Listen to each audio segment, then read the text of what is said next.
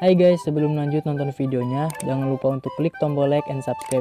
Dan jangan lupa juga nyalain notifikasinya, supaya pada saat gue upload video baru, kalian yang tahu duluan guys. Assalamualaikum warahmatullahi wabarakatuh. Apa kabar kawan-kawanku semuanya, dimanapun kita berada. Semoga kita semua selalu dalam keadaan sehat walafiat dan selalu tetap semangat.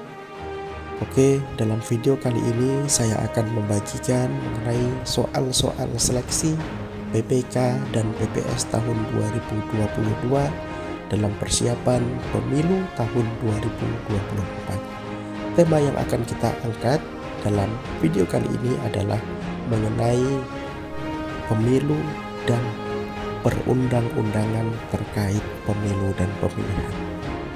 Oke, mari belajar kita.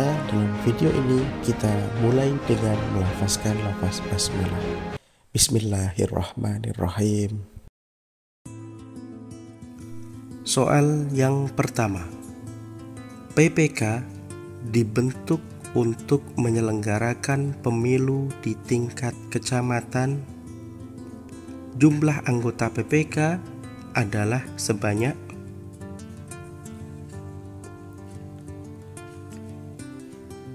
jawabannya adalah B. Berdasarkan PKPU nomor 36 tahun 2018, semula jumlahnya 3 orang menurut pasal 52 Undang-Undang nomor 7 tahun 2017.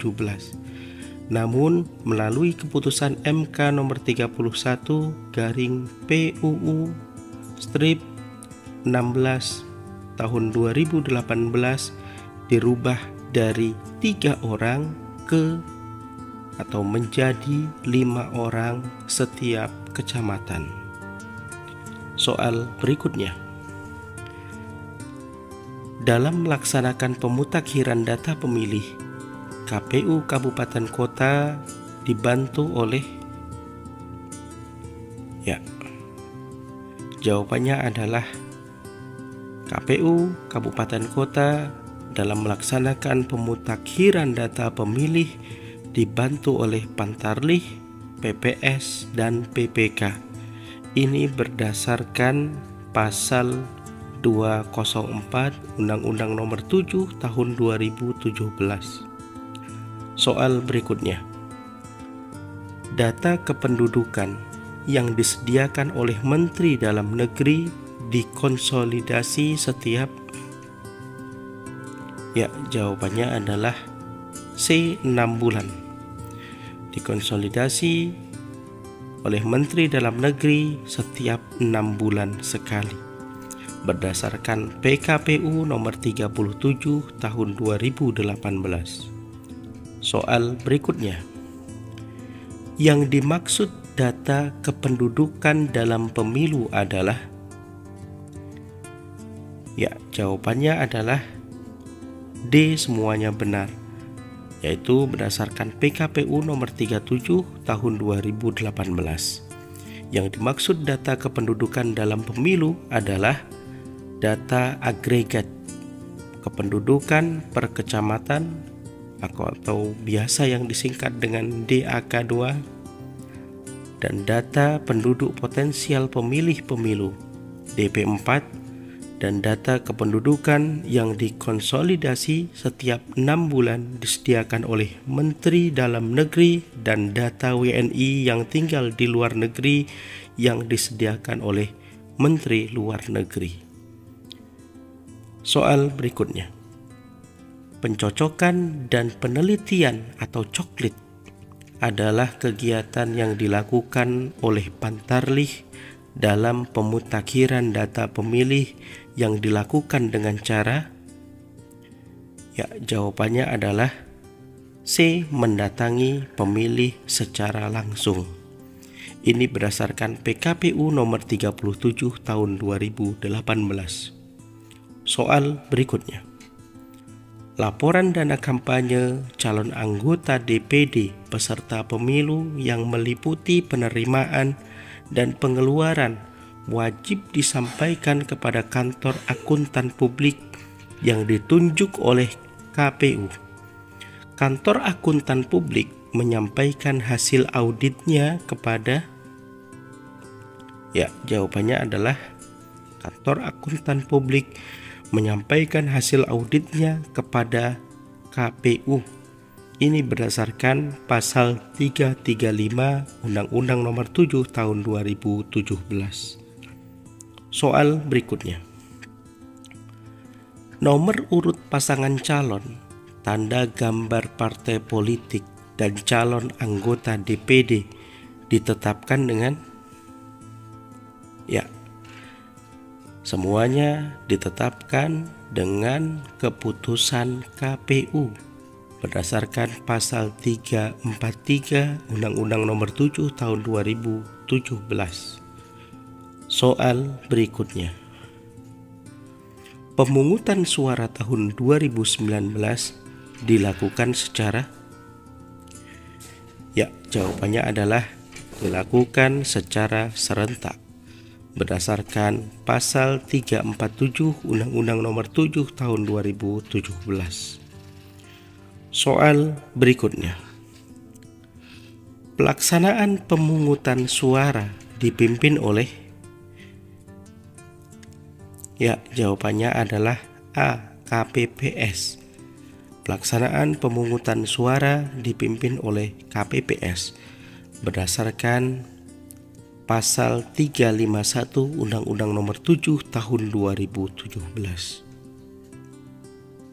Soal berikutnya. Dalam memberikan suara, pemilih diberi kesempatan oleh KPPS berdasarkan prinsip? Ya, jawabannya adalah C. Urutan kehadiran pemilih. Ini berdasarkan pasal 355 Undang-Undang Nomor 7 Tahun 2017. Soal berikutnya. Dalam menjalankan tugasnya, PPK dibantu oleh sekretariat yang dipimpin oleh sekretaris yang berasal dari? Ya, jawabannya adalah B, yang berasal dari ASN. Ini ayat 4.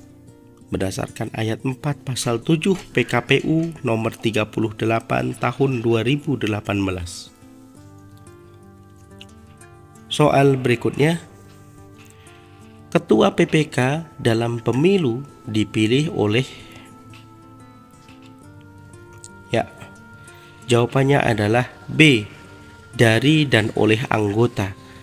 Ini berdasarkan ayat 2 pasal 8 PKPU nomor 38 tahun 2018. Soal berikutnya. Anggota KPPS diangkat dan diberhentikan oleh? Ya, jawabannya adalah C. PPS. Anggota KPPS diangkat dan diberhentikan oleh PPS. Ini berdasarkan PKPU nomor 38 tahun 2018. Soal berikutnya. Anggota KPPS berasal dari anggota masyarakat di sekitar TPS yang memenuhi syarat sesuai dengan peraturan perundang-undangan yang berjumlah? Ya, jawabannya adalah berjumlah 7 orang berdasarkan PKPU nomor 38 tahun 2018. Soal berikutnya. Petugas pemutakhiran data pemilih atau Pantarlih dibentuk oleh? Ya, jawabannya adalah A. PPS. Berdasarkan PKPU nomor 38 tahun 2018. Soal berikutnya. Dalam hal persyaratan, belum pernah menjabat 2 periode dalam jabatan yang sebagai anggota PPK, PPS, dan KPPS tidak dapat dipenuhi KPU Kabupaten Kota. Ya, jawabannya adalah D. Bekerja sama dengan lembaga pendidikan atau lembaga profesi untuk mendapatkan calon anggota PPK, PPS, dan KPPS yang memenuhi persyaratan. Soal berikutnya, pemilih yang genap berumur 17 tahun atau lebih pada hari pemungutan suara. Yang kedua, pemilih yang sedang menempuh pendidikan di tingkat sekolah menengah atas atau yang berubah status dari siswa menjadi mahasiswa. Ketiga, pemilih yang telah berstatus dari status anggota Tentara Nasional Indonesia atau Kepolisian Negara Republik Indonesia menjadi status sipil. Yang dimaksud dengan pemilih pemula adalah, ya, jawabannya adalah C, ya, yaitu 1 dan 3. Pemilih yang genap berumur 17 tahun atau lebih pada hari pemungutan suara, dan pemilih yang telah berubah status dari anggota TNI atau kepolisian menjadi status warga sipil biasa. Ini berdasarkan PKPU nomor 11 tahun 2019.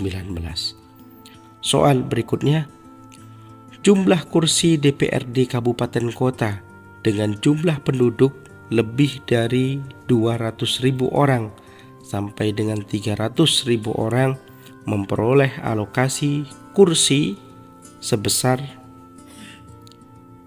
ya, jawabannya adalah C, 30 kursi. Ini berdasarkan PKPU nomor 16 tahun 2017. Soal berikutnya, alokasi kursi setiap dapil anggota DPRD kabupaten kota ditentukan dengan cara,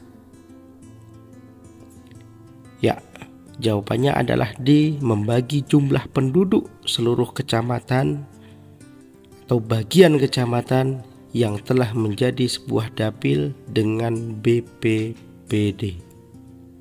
Ini berdasarkan pasal 12 PKPU nomor 16 tahun 2017. Soal berikutnya, KPU Kabupaten Kota melakukan uji publik terhadap usulan dapil dan alokasi kursi setiap dapil anggota DPRD Kabupaten Kota dengan melibatkan peserta dari unsur-unsur tertentu kecuali, ya, jawabannya adalah D, KPU Provinsi. Ini berdasarkan PKPU nomor 16 tahun 2017. Soal berikutnya, dalam hal terjadi bencana yang mengakibatkan hilangnya dapil, maka dapil tersebut, ya, jawabannya adalah maka dapil tersebut dihapuskan. Ini berdasarkan pasal 17 PKPU nomor 16 tahun 2017. Soal berikutnya, dapil anggota DPRD Kabupaten Kota ditetapkan dalam, ya, jawabannya adalah A, ditetapkan dalam keputusan KPU. Ini bisa dilihat dari pasal 23 PKPU nomor 16 tahun 2017. Soal berikutnya, pengusulan calon pengganti antar waktu anggota DPRD Kabupaten Kota dilakukan oleh, ya, jawabannya adalah dilakukan oleh KPU Kabupaten Kota. Ini berdasarkan PKPU nomor 6 tahun 2019. Soal berikutnya, penyampaian pemberhentian antar waktu anggota DPRD Provinsi dilakukan oleh, ya, jawabannya adalah D, pimpinan DPRD Provinsi. Ini bisa dilihat dari PKPU nomor 6 tahun 2019 terkait penyampaian pemberhentian antar waktu anggota DPR, DPD, DPRD Provinsi, dan DPRD Kabupaten Kota dilakukan oleh pimpinan DPR, DPD, DPRD Provinsi, dan DPRD Kabupaten Kota kepada KPU, KPU Provinsi, dan KPU Kabupaten Kota. Soal berikutnya, PAW atau pengganti antar waktu anggota DPR, DPD, DPRD provinsi atau DPRD kabupaten kota bisa dilaksanakan apabila sisa masa jabatan DPR, DPD, DPRD provinsi atau DPRD kabupaten kota yang digantikan kurang dari, ya jawabannya adalah D, kurang dari 6 bulan terhitung sejak surat permintaan PAW dari pimpinan DPRD, DPD, DPRD provinsi, dan DPRD kabupaten kota diterima oleh KPU, KPU provinsi, dan KPU kabupaten kota. Ini berdasarkan PKPU nomor 6 tahun 2019. Soal berikutnya, alasan PAW pengganti antar waktu anggota DPR, DPD, DPRD provinsi atau DPRD kabupaten kota adalah kecuali. Ya, jawabannya adalah B, tidak melaksanakan tugas selama 2 bulan berturut-turut. Ini bisa dilihat dari PKPU nomor 6 tahun 2019. Yang benar kalimat untuk pilihan yaitu tidak dapat melaksanakan tugas secara berkelanjutan atau berhalangan tetap sebagai anggota DPR, DPD, DPRD provinsi atau DPRD kabupaten kota selama 3 bulan berturut-turut tanpa keterangan apapun. Jadi jawabannya adalah B ya, tidak melaksanakan tugas selama 3 bulan berturut-turut. Oke, baiklah kawan-kawan sekalian, sampai di sini belajar kita dalam video kali ini. Kita akan lanjut dalam video selanjutnya. Semoga bermanfaat. Wassalamualaikum warahmatullahi wabarakatuh.